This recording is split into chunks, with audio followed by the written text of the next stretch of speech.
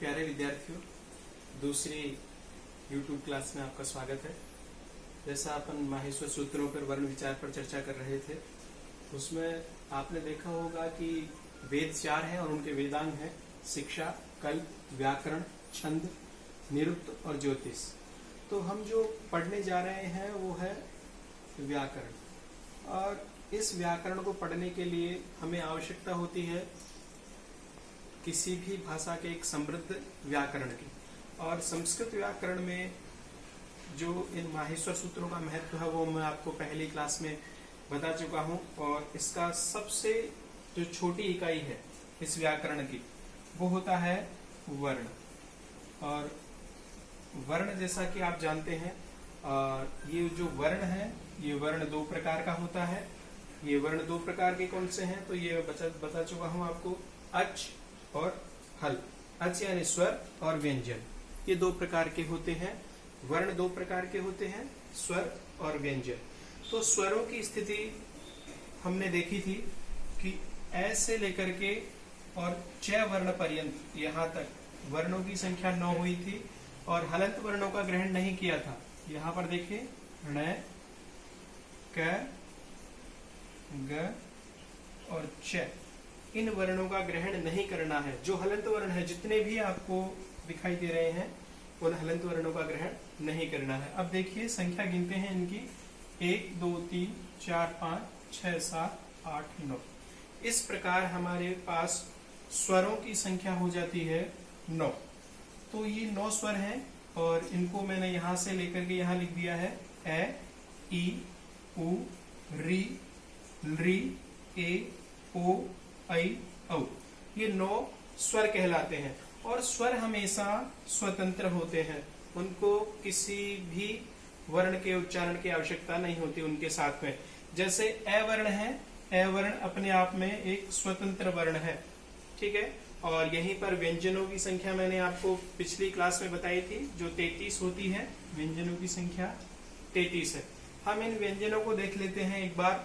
तो देखें ह, य, व, र, और ये ट हलंत वर्ण नहीं गिनेंगे। ये ल, ण, यहाँ पर ये हलंत वर्ण है ण, इसको नहीं गिनेंगे। य, म, ग, ण, न, म, यहाँ पर मैं का बोध नहीं होगा। ज, भ, य में ये का बोध नहीं होगा और गण दशा में श को नहीं गिना जाएगा। ज, भ, गण दशा में ये जो हलंत वर्ण है इसका बोध नहीं होगा और ख, फ, छठा था चटता में वह का बोध नहीं होगा। क, प, य में ये को नहीं गिनेंगे और स, सार में र को नहीं गिनेंगे और हल में जो अंतिम ल वर्ण है इसको नहीं गिना जाएगा। अब देखिए आगे चलते हैं। हल यानी कि व्यंजनों की संख्या मैंने 33 बताई और इनको जो व्यंजनों का उच्चारण है वो किसी ना किसी स्वर की सहायता से होता है। जैसे आपने व्यंजन वर्ण देखा क, एक ये व्यंजन वर्ण है क, ये किसकी सहायता से बोला जाएगा तो देखो इसमें ये क तो है लेकिन ये स्वर की सहायता से बोला जाएगा। इसमें क्या है, एक अ भी मिला हुआ है। तो क का उच्चारण व्यंजन कैसे और स्वर की सहायता से होता है। तो व्यंजन जितने भी हैं उनका उच्चारण स्वरों की सहायता से होता है और जो अच होते हैं वो स्वतंत्र होते हैं। और जैसा कि मैं बता रहा था आपको, वर्ण, वर्ण का दूसरा नाम है अक्षर। अक्षर यानी कि होता है न क्षरति इति अक्षरम, न क्षरति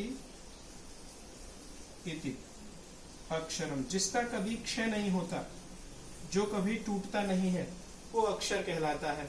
तो वर्ण का ही दूसरा नाम अक्षर है।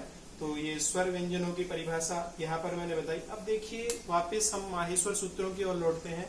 इन माहेश्वर सूत्रों का क्या महत्व है और कितनी इनमें वैज्ञानिकता है जो पाणिनि ने सोच करके बनाई है और पाणिनीय व्याकरण में जो दी हुई है।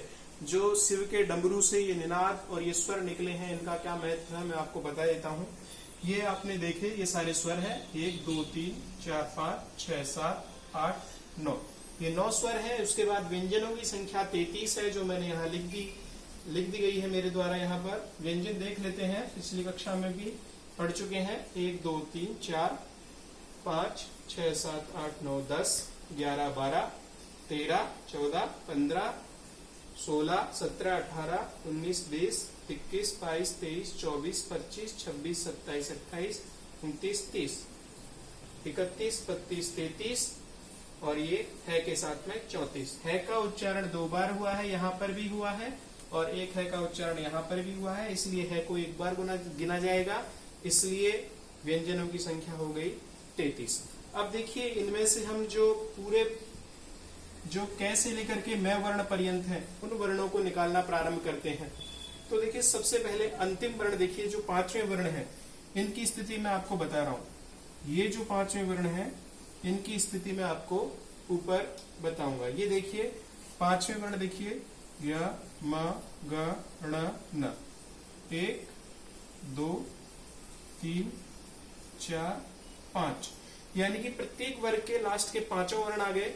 उसके बाद में देखिए चौथे वर्ण को आपको मैं निकालूंगा। ये चौथे वर्ण है, जो ये सारे चौथे वर्ण घ झ ढ ध और भ। ये देखिए यहाँ पर ये चौथा वर्ण है, वर्ग का चौथा, ये भी चौथा है, और ये भी चौथा है, ये भी चौथा वर्ण है, और ये भी चौथा वर्ण है।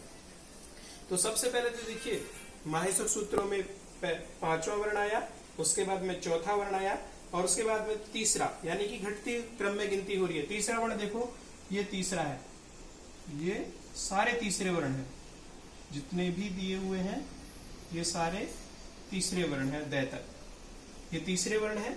और तीसरे वर्णों का क्रम यहाँ पर अपन देख सकते हैं, ये तीसरे वर्णों का क्रम है ग ज ड द और ब।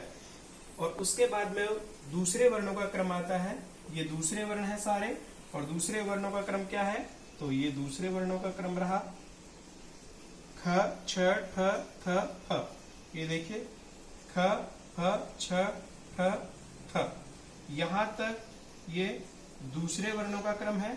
और पहले वर्णों का क्रम क्या होगा, क च ट त प। तो ये देखिए क च ट त प का क्रम कैसे होगा, ये देखिए आ गया च ट त क प, ये सारे पहले वर्ण हो गए। तो माहेश्वर सूत्रों में क्रम इस प्रकार है, सबसे पहले 5वां वर्ण, उसके बाद में चौथा वर्ण, फिर तीसरा वर्ण, फिर दूसरा वर्ण, और फिर प्रथम वर्ण, और सबसे अंतिम में देखिए जब यहां तक हो जाते हैं उसके बाद में ऊष्म वर्ण आते हैं, जिनकी संख्या है 4। ये देखिए ऊष्म वर्ण यहाँ पर लिखा हुआ है, ऊष्म वर्णों की संख्या कितनी बताई गई है इसमें, 4। तो ऊष्म वर्ण कौन कौन से हैं, तो यहाँ दिया हुआ है श श स और ह। ये ऊष्म वर्णों की संख्या 4 हो जाती है इस प्रकार। ये देखिए माहेश्वर सूत्रों में यहाँ पर है 4 ऊष्म वर्ण, 1 2 3 और ये है 4। ये 4 ऊष्म वर्ण कहलाते हैं। और जो स्पर्श वर्ण है, स्पर्श वर्ण किन्हें कहते हैं, तो ये 25 वर्ण है, कै से लेकर के और मैं वर्ण पर्यंत, यानी कि कै से लेकर के मैं वर्ण पर्यंत इन वर्णों की संख्या कितनी हो जाती है, 25 हो जाती है।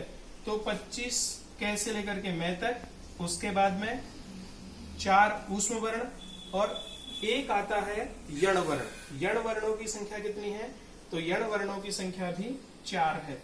यण वर्ण, इनकी संख्या भी 4 बताई गई है। अब देखिए यण वर्ण कहाँ पर है, तो यण वर्ण ये यहाँ रहे, य व र और उसके बाद में ल। ये 4 वर्ण है यण वर्ण। कौन कौन से, य व र और ल, ये 4 यण वर्ण कहलाते हैं। इस प्रकार कुल व्यंजनों की संख्या 33 हो जाती है, जिसको हम इस प्रकार से देख सकते हैं। कौन कौन से 33 वर्ण है, देखिए स्वरों की संख्या हुई 9, और स्पर्श वर्णों की संख्या हुई 25, और उसके बाद में ऊष्म वर्णों की संख्या हुई 4, और यण वर्णों की संख्या हुई 4। तो यहाँ पर देखिए इन कुल वर्णों की संख्या कितनी हो जाती है, 42 हो जाती है। इस प्रकार कुल वर्ण है 42। संस्कृत व्याकरण में कुल वर्ण 42 वर्ण है।